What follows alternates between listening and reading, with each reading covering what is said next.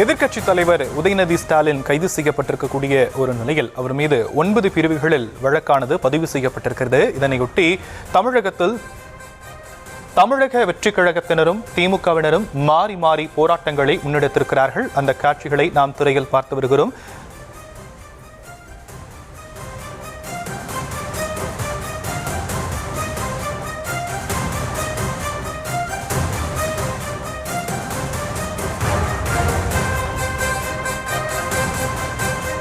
இது பற்றிய மேலும் விவரங்களை முடிய செய்தியாளர் ராஜேஷ் வழங்க நாம் கேட்கலாம். ராஜேஷ், நேற்றைய தினம் உதயநிதி பேசிய அந்த பேச்சை கண்டித்து இன்றைய தினம் தமிழக வெற்றிக் கழகத்தினர் தமிழகம் முழுவதும் ஆர்ப்பாட்டம் நடைபெறும் என அறிவித்திருந்தாங்க.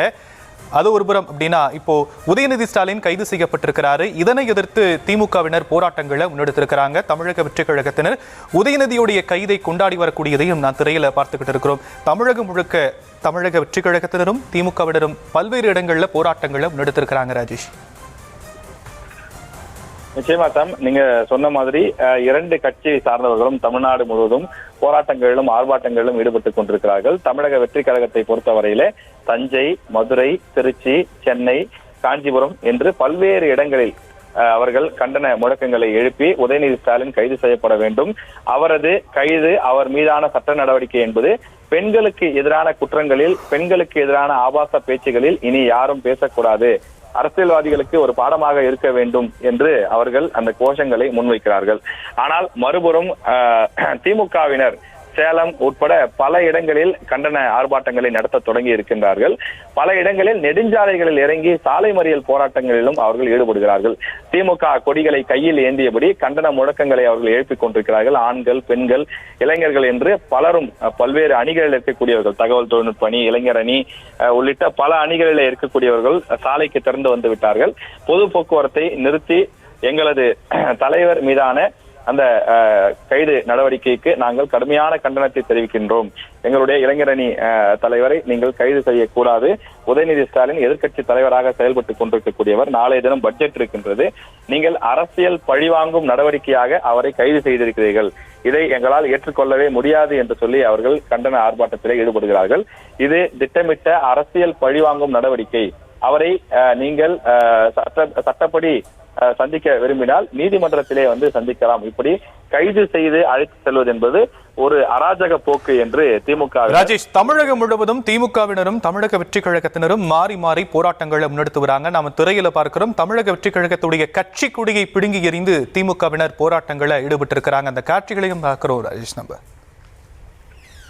நிச்சயமா ஷாம், இதை நோக்கிதான் செல்லும். இனி 2 தரப்பினருக்குமான மோதலாக அது மாறும் என்பதிலே மாற்று கருத்தில்லை. கடந்த காலங்களிலே திமுக, அதிமுக தலைவர்கள் கைது செய்யப்பட்ட போது மாறி மாறி இது போன்ற செயல்களிலே 10-20 ஆண்டுகளுக்கு முன்பு இது போன்ற செயல்கள் நடைபெற்றிருப்பதை நம்மால் பார்க்க முடிந்தது.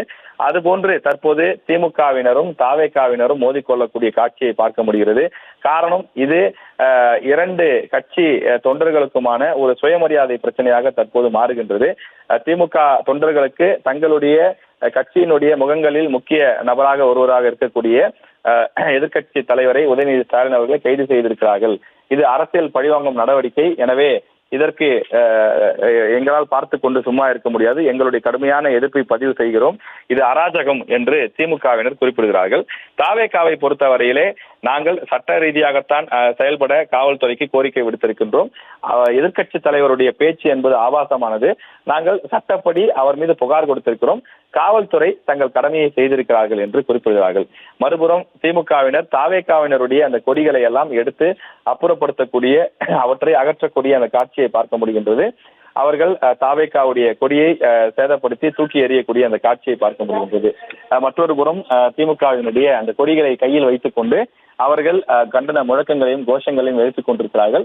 சில இடங்களில் திமுக மற்றும் தாவேகாவினருக்கு இடையே வாக்குவாதங்களும் நடைபெற்றுக் கொண்டிருக்கின்றது. இது மேடையிலே பேசக்கூடிய அந்த விஷயங்கள் என்பதை எல்லாம் தாண்டி தற்போது நாம் பார்க்கக்கூடிய இடம் உதயநிதி கைதை கண்டித்து உளுந்தூர்பேட்டையிலே திமுக சாலை மறியல், தாவேகா பெண் நிர்வாகிகளை தாக்க முயன்றதால் பெரும் பரபரப்பும் அங்கு ஏற்பட்டிருக்கின்றது.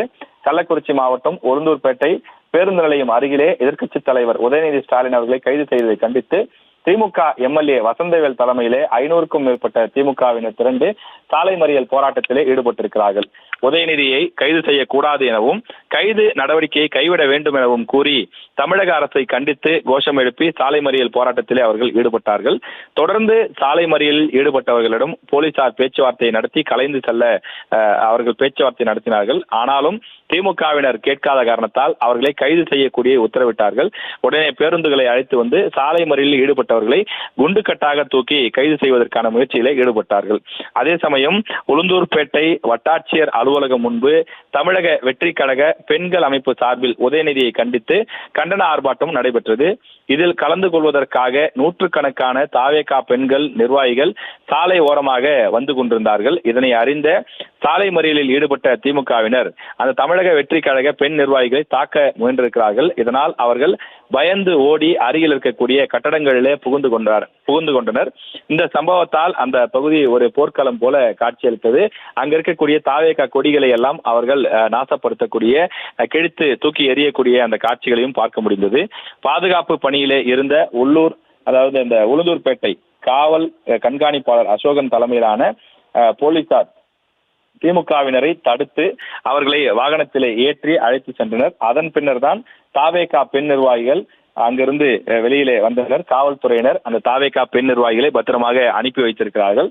தாவேகா பெண் நிர்வாகிகளை தாக்க முயன்ற திமுகவினரால் அந்த பகுதியே போர்க்களம் போல காட்சியளித்தது. தொடர்ந்து இது உளுந்தூர்பேட்டையில் மட்டுமல்ல, இன்னும் பல இடங்களிலும் கூட தாவேகா திமுக மோதலாக மாறுவதற்கான ஒரு சூழலாக மாறி வருகிறது. ஷாம்.